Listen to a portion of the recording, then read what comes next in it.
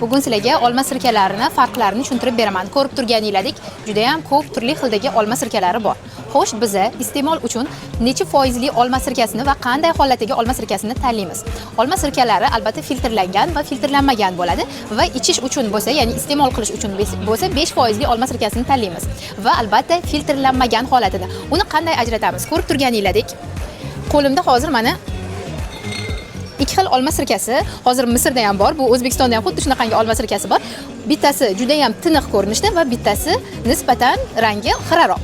Xo'sh, mana bu olma sirkasi filtrlangan olma sirkasi hisoblanadi va bu iste'mol uchun yaroqsiz. Buni ichib bo'lmaydi. Lekin mana bu olma sirkasi albatta iste'mol uchun. 5 foizli olma sirkasini biz mana bu tigiga qaragan holatda ham ajratishimiz mumkin. Ko'rayotganingizdek, quyuq quyqumlar bor. Mana shu olma sirkasi tabiiy tarkibli olma sirkasi bo'ladi. Siz sotib olayotgan paytda albatta shunga e'tiborli bo'ling. Agar ozish marafonlarimda sog'lom ozmoqchi bo'lsangiz, izohlarga 136 sonini yozib qoldiring.